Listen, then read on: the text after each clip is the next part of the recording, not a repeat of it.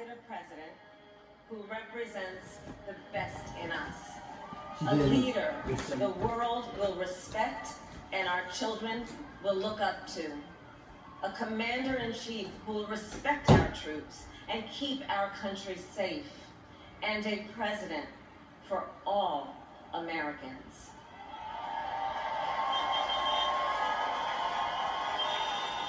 And it is now my great honor to introduce the President-elect of the United States of America, Joe Biden.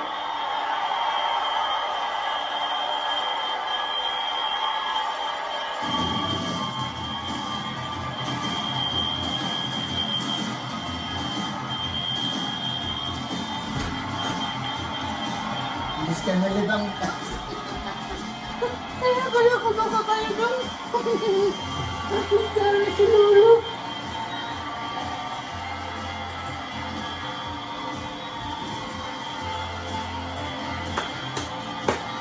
Yay!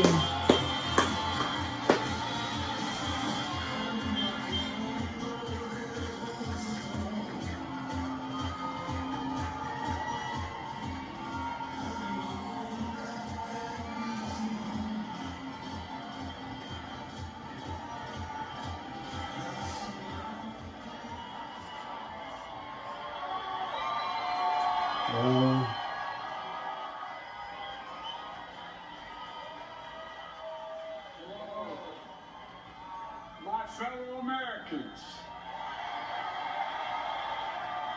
and the people who brought me to dance, Delawareans.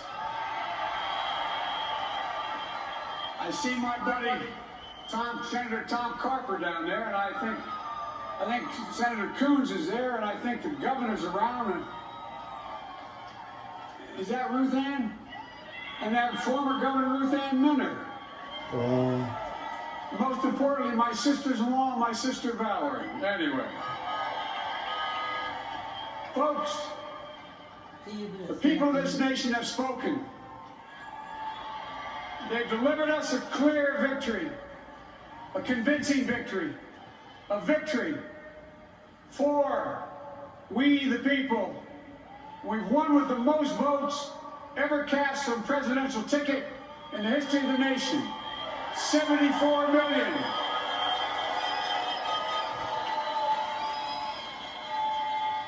What I must admit has surprised me.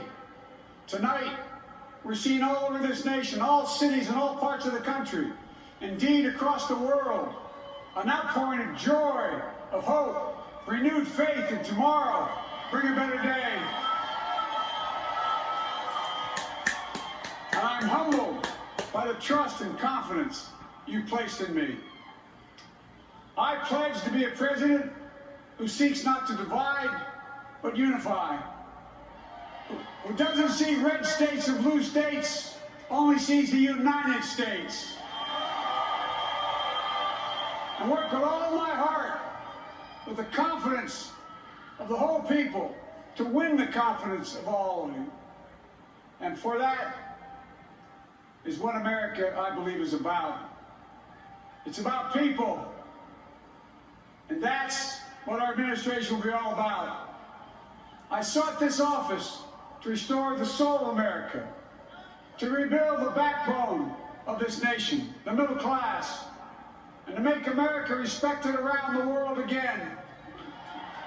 And to unite us here at home. It's the honor of my lifetime that so many millions of Americans have voted for that vision. And now, the work of making that vision is real. It's a task, the task of our time. Folks, as I said many times before, I'm Jill's husband. And I would not be here without her love and tireless support of Jill. And my son, Hunter, and Ashley, my daughter, and all our grandchildren, and their spouses, and all our family. They're my heart.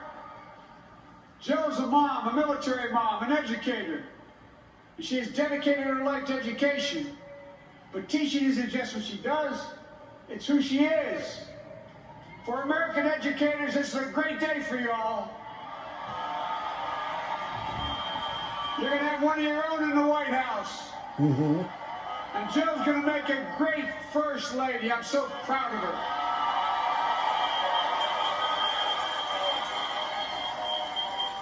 Well, I'll have the honor of serving with the fantastic Vice President who you just heard from, Kamala Harris, who makes history as the first woman, first black woman, the first woman from South Asian descent, the first daughter of an immigrant ever elected in this country. Don't tell me it's not possible in the United States. It's long overdue. And we're reminded tonight of those who fought so hard for so many years to make this happen. But once again, America's bent the arc of the moral universe more toward justice. Kamala, Doug, like it or not, your family, you become an honorary Biden, there's no way out. All those of you who volunteered and worked the polls in the middle of this pandemic, local elected officials, you deserve a special thanks from the entire nation. And my campaign team and all the volunteers, and all who gave so much of themselves to make this moment possible, I owe you. I owe you. I owe you everything. And all those who supported us, I'm proud of the campaign we built and ran. I'm proud of the coalition we put together. The broadest and most diverse coalition in history.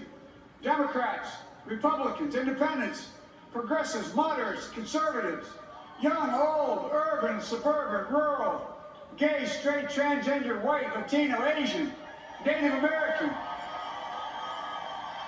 I mean it, especially those moments, and especially those moments where this campaign was at its lowest ebb.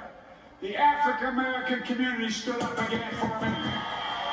You always have my back, and I'll have yours. I said at the outset, I wanted to represent this campaign to represent and look like America. We've done that. Now let's let the administration will look like and act like. For all those of you who voted for President Trump, I understand the disappointment tonight. I've lost a couple times myself. But now, let's give each other a chance. It's time to put away the harsh rhetoric, lower the temperature, see each other again, listen to each other again. And to make progress, we have to stop treating our opponents as our enemies. They are not our enemies. They are Americans. They're Americans.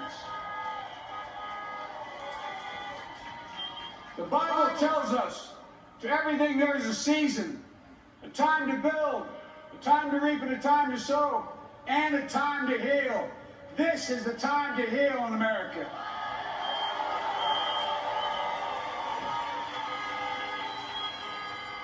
Now this campaign is over. What is the will of the people? What is our mandate? I believe it's this. Americans have called upon us to marshal the forces of decency, the forces of fairness, to marshal the forces of science, and the forces of hope in the great battles of our time.